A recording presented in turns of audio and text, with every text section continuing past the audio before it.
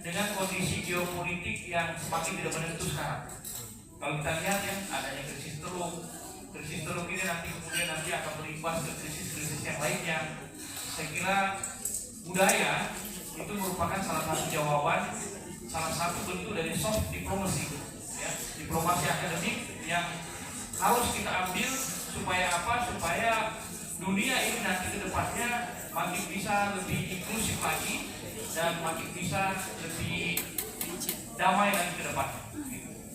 Nah, saya kira hanya satu jawaban budaya. Nah, oleh karena itu Unhas ingin mengambil peran penting itu. Kenapa? Ada dua PR besar di Unhas sekarang. Yang pertama itu adalah internasionalisasi dan yang kedua itu adalah kemandirian finansial. Nah, internasionalisasi tentu kita sangat terbantu oleh upaya-upaya cerdas dan keras yang dilakukan oleh Bapak Ibu semua di FIB. Nah, makanya terus terang saja saya ditarget kemarin itu untuk membuat MOU kerjasama sampai dengan 400 dan itu kami lampaui. Jadi selama 4 tahun Unhas punya MOU itu hampir sekitar 600-an dengan semua apakah itu universitas maupun juga lembaga-lembaga yang ada di luar negeri.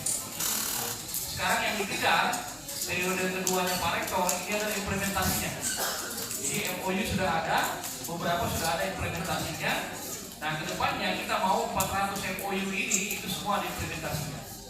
Alhamdulillah, salah satu implementasinya itu adalah apa yang disebut dengan Riset Konsorsium Internasional.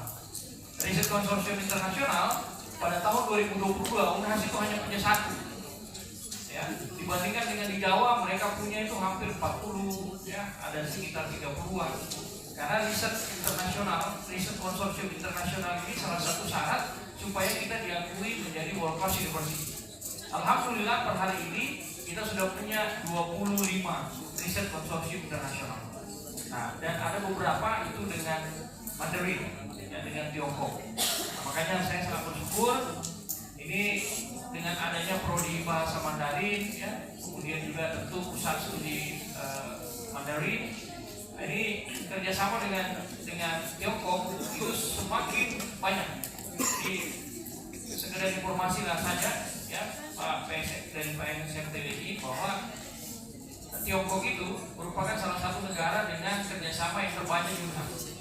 Kenapa? Karena kami sadar bahwa mau tidak mau Tiongkok ini bangsa besar dan juga di Indonesia banyak sekali keturunan-keturunan Tiongkok yang ada di sini.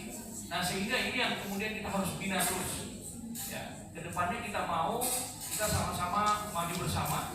Hal-hal yang kita kemudian bisa pelajari dari Tiongkok yang kemudian bisa diterapkan di Indonesia kita terapkan. Demikian pula juga tentu dari Tiongkok juga banyak belajar dari Indonesia. Nah, ini kita berharap bahwa dengan adanya budaya, festival budaya, kemudian ada prodi di sini, ya. Nah, sehingga kerjasama dengan Tiongkok itu akan semakin meningkat ke depannya. Saya sering bahasakan kalau saya diundang ke Tiongkok, ya, Yulia mungkin sering mendengar, saya dengan Pak Rektor itu selalu mengatakan dalam Islam, ya, walaupun itu masih diperdebatkan hadisnya, itu Nabi Muhammad SAW itu pernah mengatakan belajarlah sampai negeri Cina. Nah, itu kan sebenarnya dulu pada saat zaman Nabi, negara Mandarin, negara Tiongkok itu kan jauh sekali dari Arab. Nah, jadi itu adalah sebuah kiasan, ya. Nah, tetapi ya sekarang ternyata kenyataan banyak sekali hal-hal yang kita perlu belajar dari Tiongkok begitu, ya. Dan juga saya punya beberapa teman dari Tiongkok, mereka juga banyak sekali mau belajar dari Indonesia.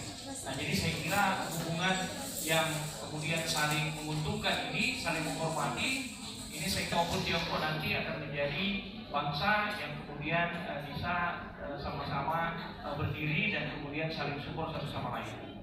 Saya kira sekali lagi saya ingin mengucapkan selamat ulang tahun, ya, untuk prodi bahasa Mandarin dan kebudayaan Tiongkok. Selamat Pak Dekan, selamat buka prodi, ya. Semoga prodi nanti kan departemen sepertinya akan dihapus. Ini sekedar informasi saja, ya.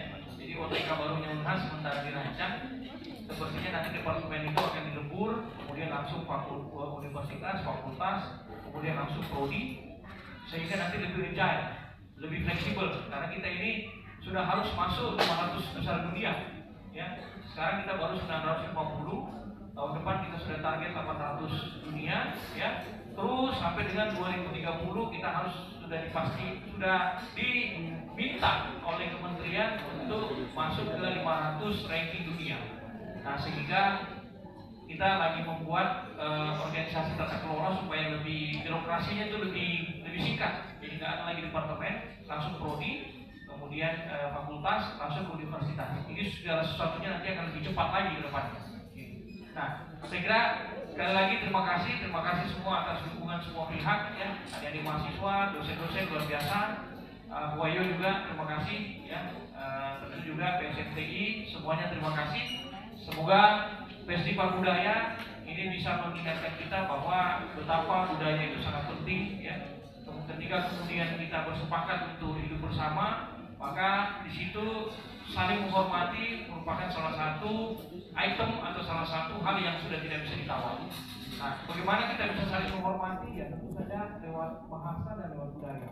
Dan sekali lagi terima kasih atas segala support dan kemudian segala kontribusinya, sehingga prodi bahasa Mandarin dan pusat bahasa Mandarin di Unhas tetap eksis dan bahkan juga terus berprestasi ke depan. Tadi saya diminta untuk membuka acara dengan resmi.